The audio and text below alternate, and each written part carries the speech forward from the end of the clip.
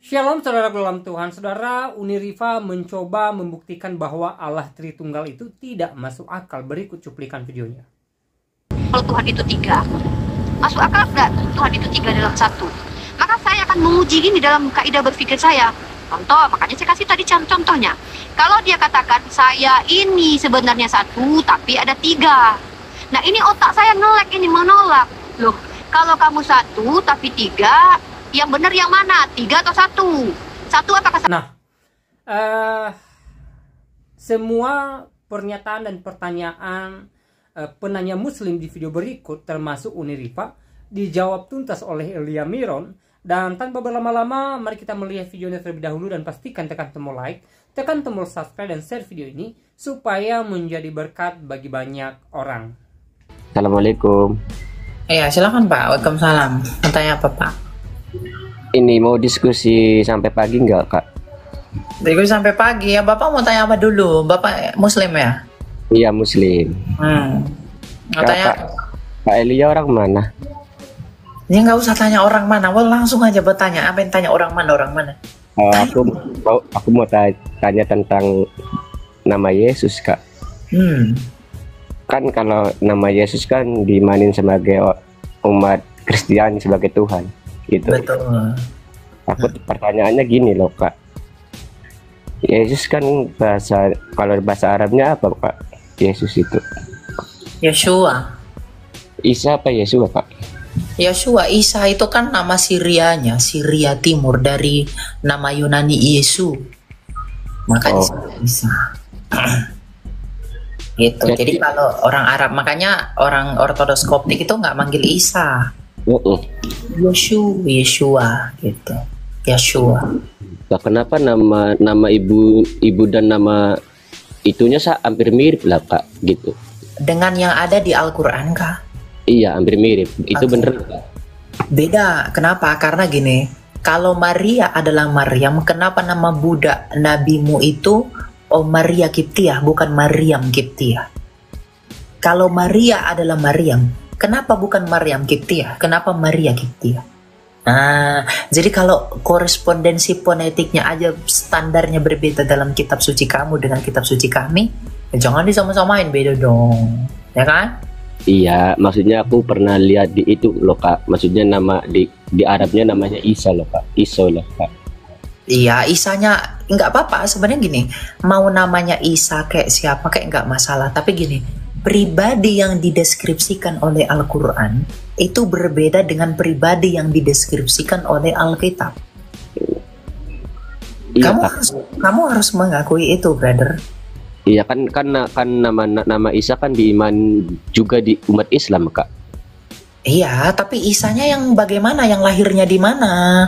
Yang ibunya siapa? Bapaknya siapa? Hidup sejaman dengan siapa? Ya itu perlu kamu jelaskan. Hidup dengan sejaman dengan Musa Kak, kalau setauku. Oh, hidup zaman Musa ya beda Pak. Di zaman Yesus mana ada Musa? Musa itu Musa lagi salah. Di zaman ini, di zaman Firaun. Oh, apalagi Firaun Pak, jauh banget itu Pak. Waduh, gimana sih? Ya ndak ada Yesus hidup di zaman Firaun. Yesus itu hidup 1500 tahun setelah Musa, bahkan 2000-an tahun setelah Firaun. Raja-raja Firaun itu kan bukan nama diri, tapi nama petinggi-petinggi Mesir. Iya. Nah, kalau Isamu itu hidup sejaman dengan Fir'aun, ya lama lah, nggak sama berarti Isamu dengan Yesusnya kami itu nggak sama, hidupnya aja udah beda kok zamannya. Iya, tapi kalau diartiin bahasa Arabnya Isa loh Kak, Iso loh Kak. Iya, namamu Jono. Di Amerika juga ada namanya Jono. Apakah itu pribadi yang sama? Iya, ya beda. Tapi kan ibunya mirip juga namanya Kak. Ya, mirip. Tapi coba saya tanya, Maryam itu dari suku apa? Katanya dia saudara Harun, kan? Imron kan? Iya. Harun itu suku apa? Lewi kan? Lewi, iya. Nah, Maria itu bukan Lewi, Maria itu Yehuda. Bapaknya Eliakim, ibunya Ana. Sukunya aja beda. Nggak sama. Si Maryam Al-Quran dari Lewi, si Maria dari Yehuda. Makanya silsilah Yesus di dalam Lukas itu dari Maria. Eli itu kan dari Yehuda, bukan Imam Eli yang di dalam Tawari, bukan itu, bukan. Dan gini Kak, kan Yesus kan setauku ya kayak ya, Yesus kan diangkat ke langit, bener Kak? Gimana? Yesus kan keangkat ke langit. Enggak, Yesus kami tuh mati dan bangkit ke surga, naik ke surga. Iya, keangkat ke langit. Naik ke surga. Nah, dan Nabi Isa juga keangkat ke langit Kak, bukan Tapi kan disalib. tidak tersalib. Iya, tapi nggak disalib gitu, diangkat ke langit. Iya, diangkat ke langit. Tapi gini, kamu nggak bisa paksa itu. Kenapa? Karena identitasnya aja udah beda. Enggak, maksudnya banyak banget loh kemiripannya gitu Kak. Ya, banyak kemiripan, tapi kalau salah satu aja udah nggak bisa sama karena ini firman Tuhan. Gitu. Ya kalau memang kamu mau paksa itu sama, ya kita adu data sejarah aja lah kalau gitu. Jangan dogma kitab suci. Karena kan kamu mandang Yesus itu hanya nabi lah apa, Isa itu apa, itu kan dogmamu. Nah kami juga punya dogma kami, tapi mari kita bawa sumber yang independen, sejarah misalnya. Coba kamu bisa nggak buktikan, punya data sejarah nggak tentang Yesus nggak disalib? Biar saya bawa data sejarah saya yang mengatakan Yesus disalib, bukan punya orang Kristen loh itu.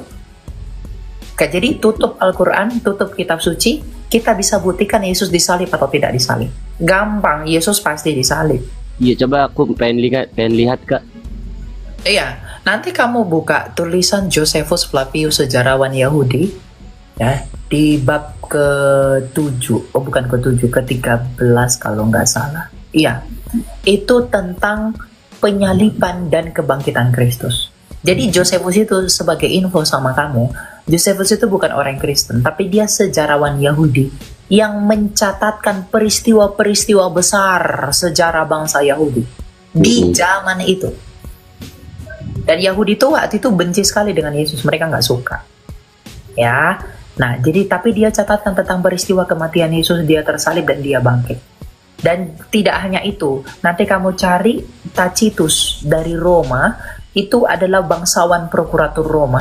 Mereka juga mencatatkan tentang penyaliban Yesus. Kak, aku ngomong lagi nih Kak. Enggak. Jangan skip dulu. Jadi itu literasi itu cuma 2 loh yang saya berikan. Ada banyak sebenarnya, Amarabar, Serapion, Lucian dari Samosata, itu banyak banget. Iya. Sekarang argumentasi data sejarah bahwa dia tidak tersalib, itu kamu punya nggak? Nggak ada. Ya, artinya dalam perspektif sejarah, Yesus itu nggak bisa dibenarkan dia tidak tersalib. Yesus tidak tersalib. Ya itu salah, karena kamu nggak punya buktinya. Mana data sejarahnya? Nggak punya kan? Cuma asumsi teologi kamu aja kan? Iya. Artinya asumsi teologi kamu tidak didukung oleh fakta histori. Sedangkan kami berasumsi bahwa Yesus itu mati, itu didukung oleh data sejarah yang bukan hanya 1 atau 2, tetapi bahkan memenuhi 2 ganda saksi. Banyak. Artinya klaimnya kalian umat muslim bahwa Yesus tidak tersalib itu dipatahkan oleh data sejarah sendiri. Aku jadi bingung loh kok nama Tuhannya umat Kristen. Tuhan kami tuh nggak punya nama. Yesus itu kan nama inkarnasi firman. Iya, maksudnya kayak Roh Kudus ala Bapa gitu loh Kak. Oh, Roh Kudus itu rohnya Bapa. Yesus itu firmannya Bapa. Dan Bapa itu adalah Allah. Jadi kalau Bapa adalah Allah, maka firmannya Bapa pastilah Allah. Rohnya Bapa pastilah Allah. Rohnya Bapa disebut Roh Kudus, firmannya Bapa disebut Yesus, dan Bapa itu sendirilah Allah. Sama seperti kamu, tubuhmu adalah manusia, firmanmu pasti manusia, rohmu pasti manusia. Berarti disamain dengan manusia layak itu Kak. Lah, manusia kan memang diciptakan gambar rupa Allah. Makanya manusia yang ditebus. Tapi layak enggak disebut manusia disamain dengan itu? Enggak ada yang menyamakan manusia dengan Allah, dianalogikan seperti. Jadi dianalogikan, bukan disamakan. Jadi kamu, ketika saya menjelaskan Tritunggal itu seperti kamu, itu bukan saya menyamakan Tritunggal seperti kamu, saya menganalogikan. Itu penjembatanian agar kamu paham. Saya juga bisa gunakan analogi matahari, analogi air. Tapi karena kamu manusia, saya sering menggunakan manusia ya. Saya analog. Iya, tapi Kak, segala sumbernya kan dari Bapak, Kak. Betul, sang Bapak itu sumber, betul. Kenapa nggak langsung lewat Bapak aja? Oh, kamu mungkin nggak kenal Allahmu tanpa Al-Quran? Iya, bener. Mungkin nggak kamu kenal Allah tanpa Quran? Nggak mungkin, nggak tahu kan. Quran itu apa? Quran itu apa? Kitab suci. Ya, isinya apa? Ya, isinya menceritakan tentang ini, sejarah gitu. Itu sejarah apa? Ya, firman Tuhan gitu. Sejarah apa yang ada di Quran? Firman Tuhan. Ya, berarti Quran itu firman Tuhan kan? Iya. Dan tanpa Quran kamu nggak bisa kenal Allah kan? Iya, iya. Nah, kami nggak bisa kenal Bapa tanpa Yesus yang adalah firman Allah. Yesus kan firman Allah yang jadi manusia, Yohanes 1 ayat 14. Nah, kalau kamu tidak bisa mengenal Allahmu tanpa Al-Quranmu, kami pun tidak bisa mengenal Bapa kami tanpa Yesus kami. Iya, tapi kan aku kan enggak, Pak. Tapi kan aku kan melalui sholat gitu kan, nyembah Allah gitu maksudnya. Iya, siapa yang sholat? Ya, umat Islam. Oh iya, ya kalian ya sholat ya, itu urusan kalian. Kami udah duluan sholat, umat Ortodoks udah duluan sholat. Sholatnya berapa waktu ya kalau boleh tahu? 7 kali menurut pola Nabi Daniel, 3 kali menurut Daniel, 7 kali mengikuti Daud. Jadi bisa 3 kali, bisa 7 kali. Berarti apa ya, kayak aku mau ngomong apa lagi ya? Bentar. Ada banyak antrian bro, satu lagi saya turunkan, soalnya banyak yang mau naik. Dan kan di di agama kami nih Kak ya. Kan nabi terakhir kan Nabi Muhammad gitu Kak. Iya, itu kan menurut imanmu, makanya itu ditolak Yahudi sama Kristen. Tapi aku yakin Kak, maksudnya gini, kalau hari kiamat nanti maksudnya munculnya Nabi Isa gitu yang terakhir gitu maksudnya. Ya terserah kamu mau percaya Nabi Isa yang datang mau patahkan salib bunuh babi, ya terserah. Ya, Yesus kami nggak datang buat bunuh babi. Untuk apa dia bunuh babi? Enggak, maksudnya mau menghakimin orang-orang kafir gitu Kak, maksudnya. Iya, memang dia akan menghakimi semua manusia. Justru karena dia menghakimilah, itulah dialah Tuhan. Firman itu kan menghakimi. Kita tahu yang benar yang jahat itu kan karena firman. Firman Tuhan bilang, jangan kamu bunuh. Ketika kamu membunuh, maka firman itu menghakimi kamu. Nah, Yesus adalah firman. Maka dia yang jadi hakim, berhak sebagai yang ditetapkan untuk 1 Korintus 8 ayat 6 dan 7.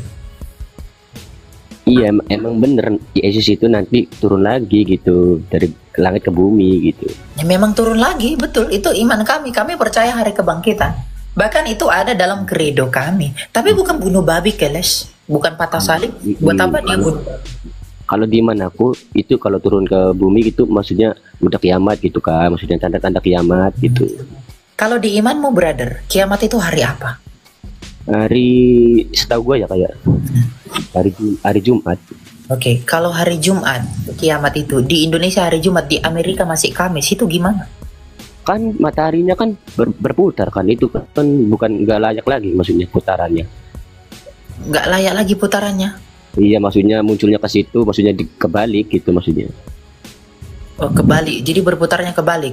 Balik ya. Oke, jadi kalau di Amerika yang Jumat, kita berarti di kita masih Kamis dong. Iya, berputar lagi, maksudnya berputar lagi gitu. Berarti kiamatnya nggak serentak. Ya, serentak, bisa serentak. Loh, kan hari Kamis di Amerika, Jumat di Amerika, Indonesia masih Jumat. Jadi gini Kak, satu malam itu setauku bisa jadi 40 hari atau 40 tahun gitu Kak. Malam terus gitu. Nggak tahu lah aku itu. Oke lah. Iyalah. Ya udah aku turunin aja kan, nggak apa-apa Kak. Makasih Kak Arumi. Oke, gitu ya. Oke lah. Pusing juga aku, 1 hari 40 tahun. Aduh, agak sakit kepala aku ya. Baru tahu saya 1 hari itu 40 tahun. Dari mana itu 1 hari 40 tahun? Berikut adalah pertanyaan dan pernyataan Unirifa yang dijawab tuntas oleh Elia Miron, dan jawaban yang sangat luar biasa. Mari kita simak apa yang mereka bahas di video berikut sebelum kita lanjut. Kalau Tuhan itu 3, masuk akal nggak Tuhan itu 3 dalam 1? Maka saya akan menguji ini dalam kaidah berpikir saya. Contoh, makanya saya kasih tadi contohnya. Kalau dia katakan saya ini sebenarnya 1 tapi ada 3. Nah ini otak saya ngelek, ini menolak. Loh, kalau kamu 1 tapi 3, yang benar yang mana? 3 atau 1? 1 apakah sama dengan 3? Nah, otak saya kan ngelek nih, tidak. Ini bertentangan dengan kaidah berpikir. Tapi kalau ketika dikatakan 1, ya 1 apa? Ya 1. Oh iya wajar, dia kan Tuhan. Nggak ada yang mirip dengan dia, yang namanya dia Tuhan. Kalau seandainya Tuhan itu lebih dari 1, ya berarti Tuhan banyak dong. Nah, saya sebagai manusia kira-kira memiliki Tuhan banyak gimana nih? Wah, konsekuensinya bahaya nih. Kalau yang satu pengen keledai kakinya 5, yang satu lagi pengen keledai kakinya 3. Wah, kalau dia berantem habis kita nih. Bayangkan Tuhan berantem kayak film dewa-dewa ya kan? Antara dewa Zeus berantem dengan saudaranya kan habis kita nih kalau dia berantem. Nah, akhirnya kita berpikir, oh masuk akal ya kalau Tuhan itu 1 dan tunggal ya. Kan begitu. Nah, bukan Tuhannya yang diempiriskan, tetapi pengajarannya silakan dibuktikan. Ketika Allah berkata begini, Aku adalah Ar-Rahman Ar-Rahim, maka secara empiris saya mengalami apa? Oh iya ya, kalau seandainya Tuhan itu Tuhan yang kejam, otomatis dia kalau seandainya ada orang tidak beriman langsung dipenggal itu sama anak kecil yang menyusui misalkannya. Wah ini Tuhan kejam, dia nggak Ar-Rahman Rahim. Tapi Tuhan yang Ar-Rahman Rahim itu adalah ketika ada orang kafir nggak langsung dimatikan, tapi dikasih dulu ilmu, diutus nabi kepadanya, diutus rasul kepadanya, diperingati. Wah ini bentuk rahmat Tuhan, Tuhan penyayang nih. Ketika ada Sodom Gomora nggak langsung dibumi hamut. Ini kan lagi, kan saya ini lagi mencontohkan loh, ini loh brother. Kan itu begini. Gimana sih? Ketika Uni mengatakan Tuhan itu oke, Tuhan Tapi itu kasih ajuan Elia, tunggu dulu. Kasih kamu pendapat dari Kristen juga loh. Kalau mengenal Tuhan itu by empiris, rasional atau bagaimana? Biar saya juga bisa. Silakan. nanti kita ini terbalik aja dibilang ke bawah. Gini, Anda mengatakan bahwa Tuhan itu tidak beyond logic. Nah, Kok Tuhan tidak beyond logic? Gimana sih? Tuhan itu beyond logic. Pengajarannya itu logik. Itu sih, iya. mana sih? Kan saya tadi bilang Tuhan itu beyond logic. Ya. Tuhan beyond logic. Lalu mengatakan pengajarannya Logik. Oke. Bukan logik. Dengar ya. Tuhan itu beyond logic, melampaui akal. Pengajarannya itu logik. Logik. Oke, logik ya. Kalau pengajarannya mengenai dirinya sendiri dan beyond logic, mungkinkah kamu melogikkan pengajarannya sendiri mengenai dirinya yang beyond logic? Kok melogikkan dirinya? Gimana sih ini? Ini dengar coba Pak. Gini. Santai. Tadi kan Anda itu berbicara tentang dirinya lah yang satu lah, bla bla bla bla. Itu pengajarannya, karena dia kan gini, dia itu mengajari manusia bukan monyet ya. Kalau dia ajari manusia, maka manusia itu karena yang membedakan manusia dengan monyet adalah akal. Saya kasih sketsa nih. Biar ada. Tunggu, biar tangkap poin saya dulu ya. Saya ulangi ya, ini saya ulangi sekali lagi loh ya. Nanti baru patahkan argumen saya, baru masukkan argumenmu yang benar ya. Itu namanya diskusi, edukasi. Saya katakan tentang Tuhan itu beyond logic. Ya, tentang Tuhan itu jangan dipotek-potek. Oh, sifatnya Tuhan. Oh, zatnya Tuhan. Oh, tubuhnya Tuhan. Bukan begitu. Yang disebut dengan Tuhan itu, entitas yang disebut dengan Tuhan adalah zat Allah dan sifatnya dan segala yang ada pada dirinya. Jadi itu tidak terlogikakan, ya, tidak terlogikakan. Ya, tetapi ketika Tuhan mengajarkan bahwa Dia memiliki sifat tunggal, itu artinya ada pengajaran. Maka pengajaran ini harus logik. Kenapa? Karena dia bukan ngajarin monyet yang tak berakal, tapi dia mengajarkan manusia yang berakal.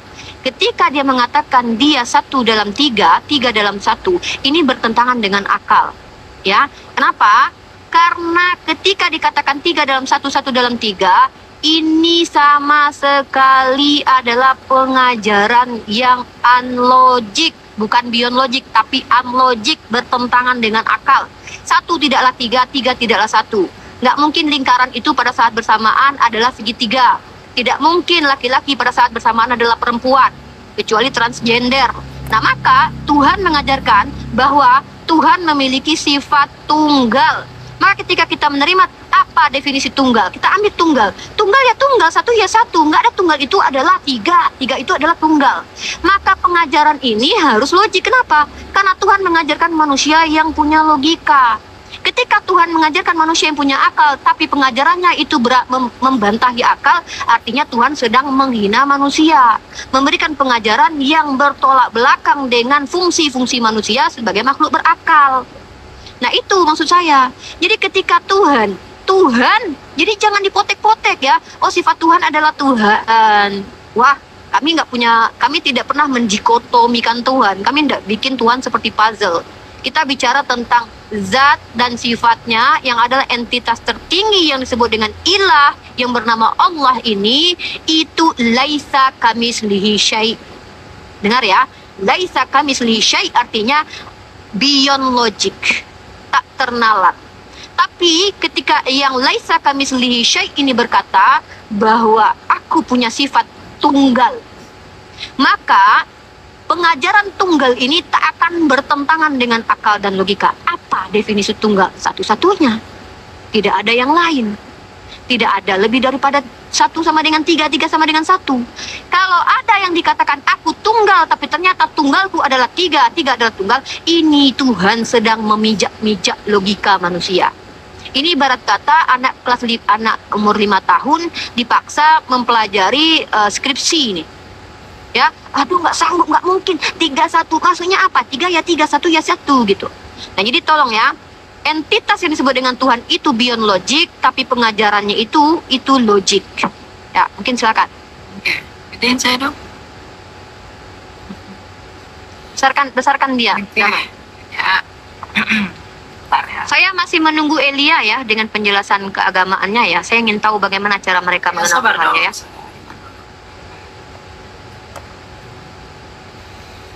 Oke.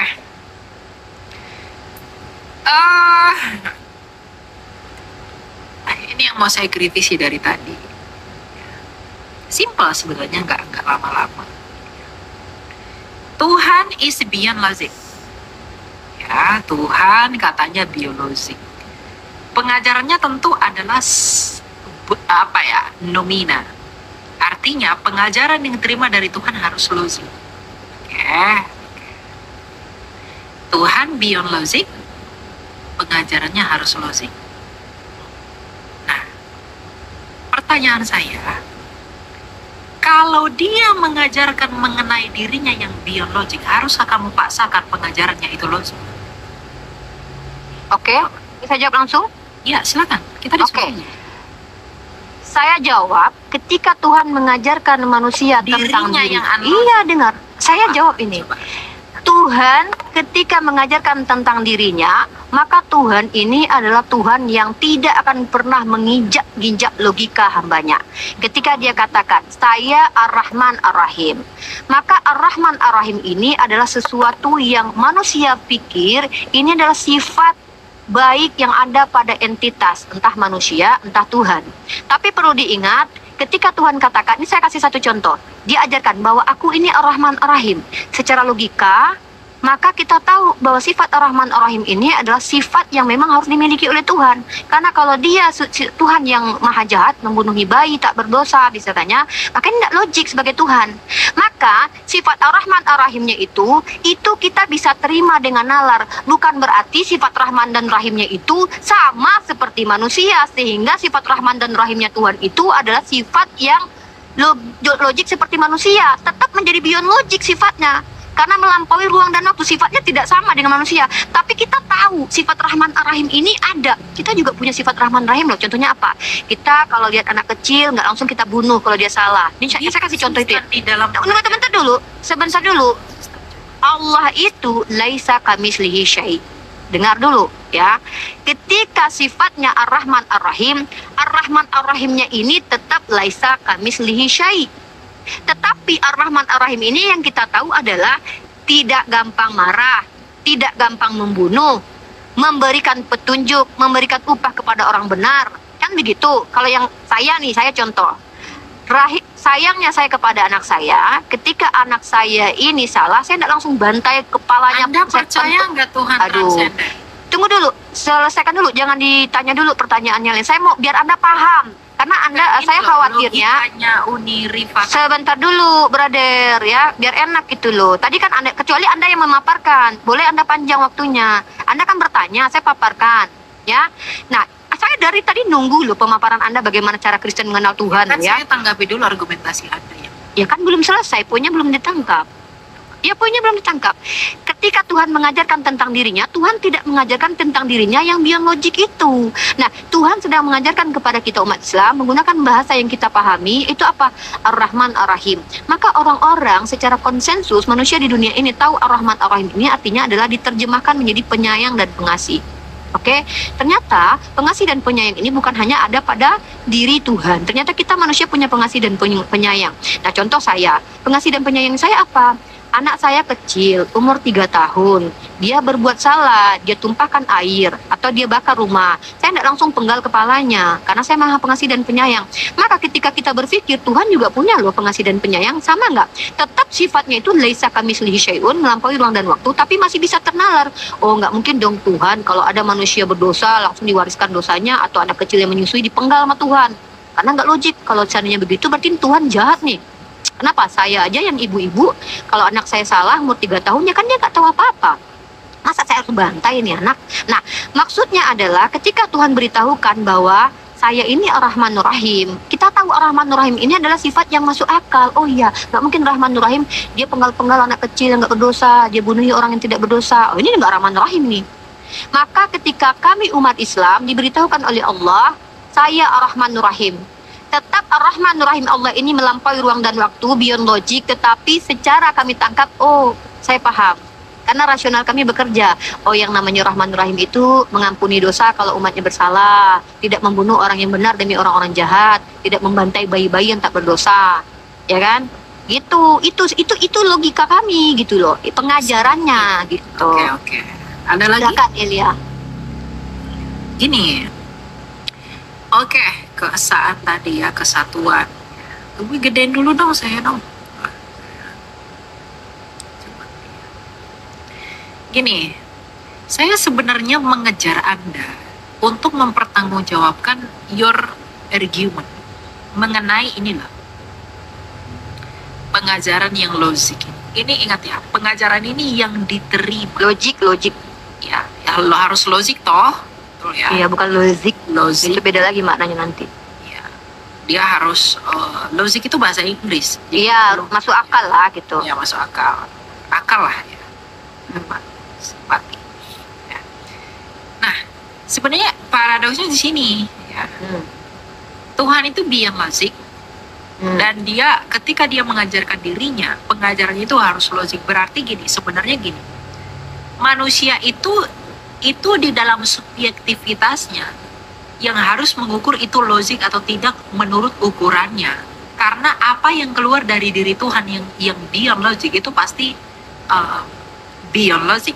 Karena apabila itu berbicara tentang dirinya, misalnya tadi Mona Rifa bilang Tuhan satu, nggak mungkin 3, bla bla bla. Ya itu saya juga sepakat itu hal yang seperti itu.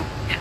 Gak ada satu. Sepakat apa nih? Tunggu dulu, sepakat apa nih? Saya nggak tahu sepakatnya saya apa. sepakat bahwa 1 itu bukan 3 itu bukan 1. Tapi yang mau saya tekankan itu begini.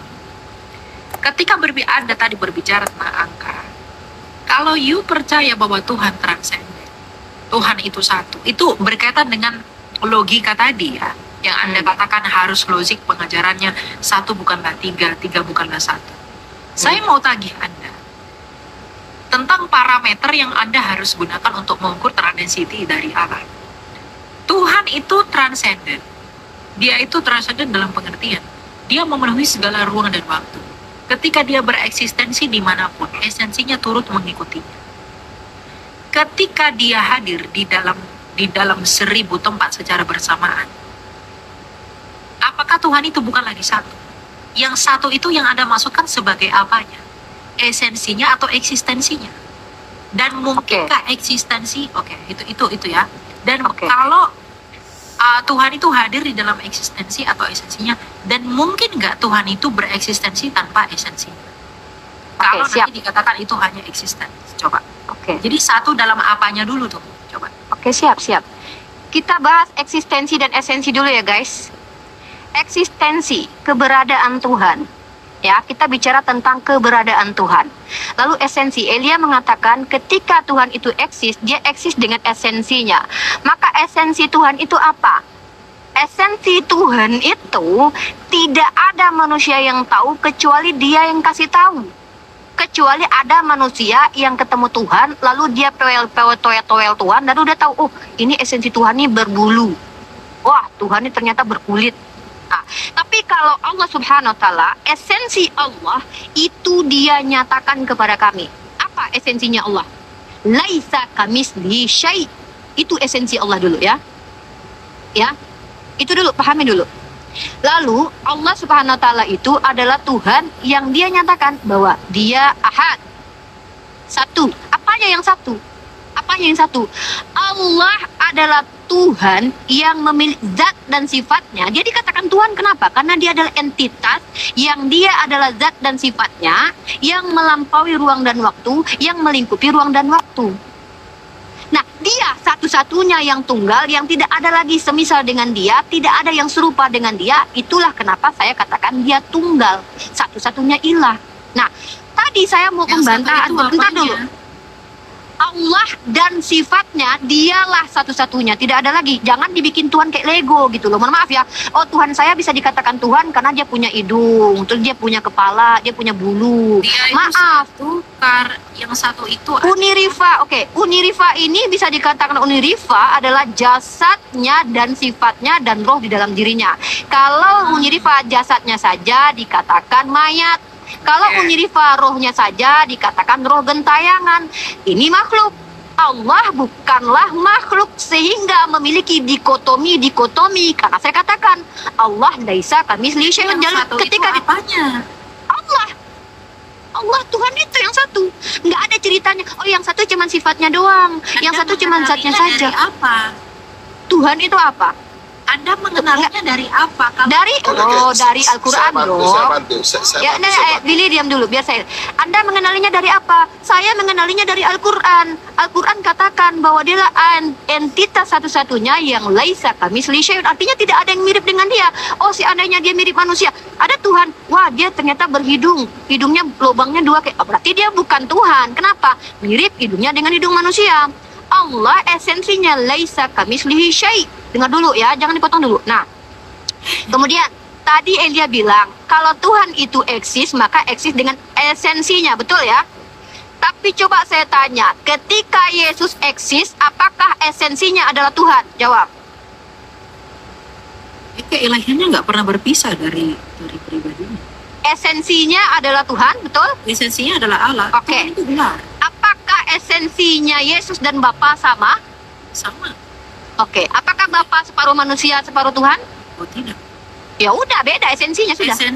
Esensi yang sama kan dalam keilahian yang bertalian. Apanya yang ilahi di diri Yesus? Pribadinya. Loh. Ya, apanya yang ilahi di diri Yesus? Anda kan tanya pribadi. Anda kan tanya Loh, esensi. esensi itu adalah bukan cuma dipotek-potek kulit, bulu, dipisah dengan sifat, brother. Esensi itu adalah keseluruhan. Esensi bebek apa? Oh, bebek kaki dua. Oh, nggak bisa. Ayam juga kaki dua. Ya. Kita buka definisi ya. Biar dibuat. Silakan. Jadi esensi Yesus itu Tuhan yang adalah bersifat manusia. Sorry ya, ini kita jujur-jujuran ya. Esensi Yesus adalah Tuhan yang kemanusia-manusiaan atau manusia ketuhan-tuhanan. Esensi Bapa adalah full Tuhan roh. Tidak ada Yesus sifat manusianya. Namanya aja. Yesus itu udah merujuk kepada Dimit dulu, brother. Kores dimit dulu. Dari namanya aja. Yesus. Dari nama? Iya. Dari nama apa esensinya Yeshua? Kita pakai waktu aja deh. Biar enak. Udah pakai waktu timer aja, nggak apa-apa. Kita bahas esensi dulu ya, guys. Kita masuk ke esensi Tuhan. Assalamualaikum. Sabar. Sabar. 1 menit dulu, 1 menit ya. Jadi kalau kita bicara esensi itu bicara hakikat. Ya, apa hakikat artinya, Billy? Hakikat adalah apa? Hal yang paling mendasar daripada Allah. Dari bahasa Arab, hak. Hak Diam artinya adalah yang benar. Diam Hak dulu. artinya Oke. benar. Maka Saya coba, jelasin. saya mau tahu definisi Saya- hakikat dari Billy dulu. Saya mau catat. Apa Oke, definisi saya hakikat jelasin. Billy? Contoh ya, hakikat itu adalah hal yang paling mendasar. Contoh, Hal yang paling manusia. mendasar. Betul. Hal yang paling mendasar dari sesuatu. Nah, hal yang paling mendasar, contoh, manusia itu, hal yang paling mendasar manusia itu adalah apa? Debu dan tanah. Ini versi Alkitab. Nah, persoalannya, kalau hakikat Allah, siapa yang tahu? Ayub pun menyatakan tidak ada yang tahu hakikat Allah. Oke, Billy, apa tetapi beda di Tuhan dalam- dan manusia, Billy? Loh, manusia itu adalah ciptaan. Tuhan? Dan Tuhan kami tidak. Tuhan itu adalah pencipta. Oke. Manusia adalah ciptaan. Tuhan itu pencipta. Betul. Hmm. Betul. Yesus manusia bukan? Tuhan, bukan manusia. Bukan manusia? Waduh, Bukan. ternyata. Loh, Yesus bukan karena manusia, ya? itu bukan. Kalau menurut saya, karena bagi saya Barang jelasin 1 siapa menit yang baru saya tidak tutup. mengimani Yesus datang sebagai manusia, dia antikristus. Oke, Billy. oke, 1 poin. Tidak ada Alkitab mengatakan bahwa bentur-benturkan Diam. tidak.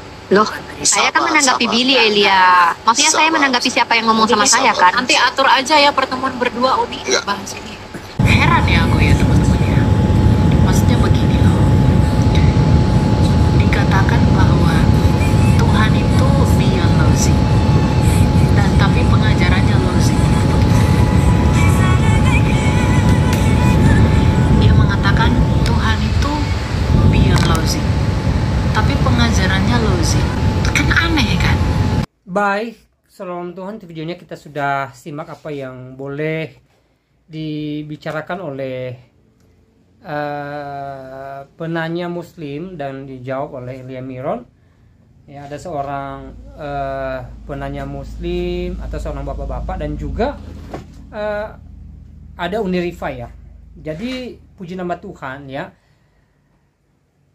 Oleh kuasa Tuhan, oleh pertolongan Tuhan ya, Elia Miron menjawab semua apa yang mereka pertanyakan, dan terutama apa yang disampaikan oleh Unirifa tentang Allah Tritunggal ya. Dia mencoba menyampaikan kalau Allah Tritunggal itu tidak masuk akal gitu loh ya. Jadi saudara Tuhan,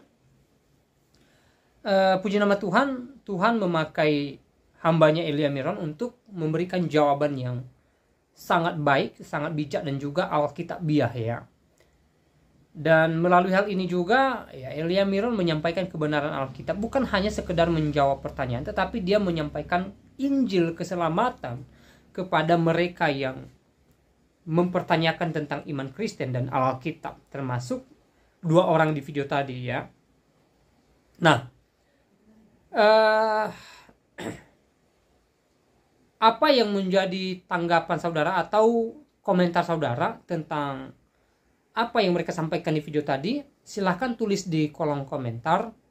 Tuliskan tanggapan komentar yang baik, yang positif, terutama tanggapan atau komentar yang memuji, memuliakan nama Tuhan di atas kerajaan sorga. Nah, saudara dalam Tuhan, berbicara tentang Allah Kristen yang dikenal sebagai Allah Tritunggal, yaitu Allah Bapa, Anak, dan Roh Kudus, memang susah dipercaya oleh orang yang tidak mengerti Alkitab ya. Susah diterima oleh orang-orang di luar Kristen. Hanya orang Kristen sejati yang mampu mengerti tentang hal itu, yang mampu mencerna tentang konsep Allah Tritunggal dalam kekristenan, sebagaimana Alkitab mencatat tentang itu gitu loh. Nah, saya percaya bahwa kita orang Kristen ya menerima hal itu, percaya akan hal itu ya, dan kita boleh mengerti tentang konsep Tritunggal ya. Jadi kalau kemudian orang-orang di luar Kristen tidak mengerti lalu terus mempertanyakan tentang itu, bahkan juga membangun narasi-narasi yang tidak sesuai dengan Alkitab, bagi saya itu wajar. Kenapa wajar? Karena memang mereka tidak mengerti Alkitab. Jadi wajar saja kalau mereka ya menyampaikan pertanyaan tentang itu atau menyampaikan pernyataan yang tidak sesuai dengan Alkitab gitu loh. Tapi saya percaya bahwa itu tidak melunturkan iman kita sebagai anak-anak Tuhan, ya, tidak mengurangi pemahaman kita sebagai orang Kristen yang sejati, ya. Kita percaya, kita aminkan bahwa Allah yang kita sembah yaitu Allah yang disembah oleh Abraham, Ishak dan Yakub, yang kita kenal di dalam Allah Tritunggal. Nah, bicara Allah Tritunggal itu sebenarnya bukan hanya di dalam perjanjian baru, bahkan di dalam perjanjian lama juga, ya, Allah memperkenalkan dirinya di dalam pribadi-pribadi saudara dalam Tuhan. Misalnya dalam kisah penciptaan, ya, Allah menciptakan langit dan bumi, ya, Roh Allah atau Roh Kudus, ya, melayang-layang di atas permukaan air, ya.